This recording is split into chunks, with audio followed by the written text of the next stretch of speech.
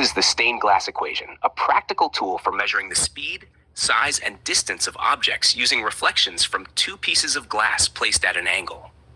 We describe how to use this equation and provide examples of its applications in astrophysics. 1.1. Introduction. Imagine two pieces of glass placed next to each other at an angle. When a celestial body, like a star or planet, moves past, its reflection appears on both pieces of glass.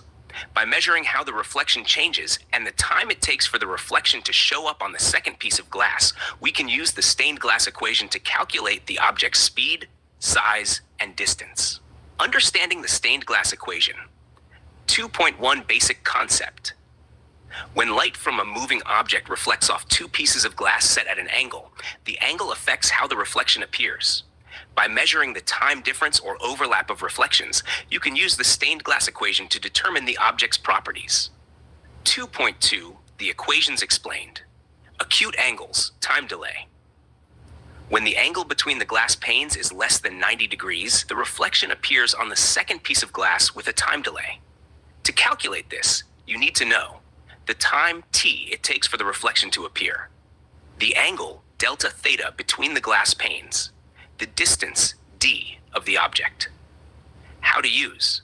Multiply the distance d by the sine of the angle at which the light hits the glass, then divide this by the product of the angle difference and the time. This gives you the time delay. Obtuse angles overlap time. When the angle between the glass panes is greater than 90 degrees, the reflection might overlap on both pieces of glass.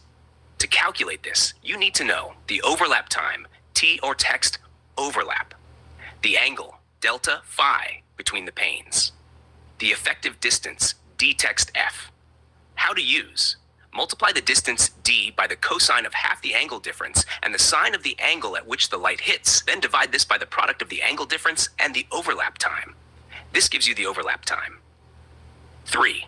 Practical examples. 3.1 Measuring object speed. To determine how fast an object is moving. 1. Set up two pieces of glass at a known angle. 2. Measure the time t it takes for the reflection to appear on the second piece of glass. 3. Divide the distance d the object has traveled by the time t. Example.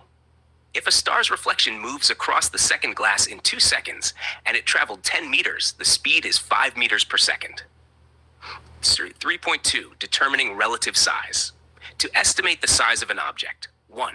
Measure the size of the reflection on the glass panes. 2. Use the angle between the glasses and the distance to calculate the actual size. Example. If the reflection of a star is 1 meter wide and you know the distance and angles, you can calculate the star's size. 3.3 Estimating object distance.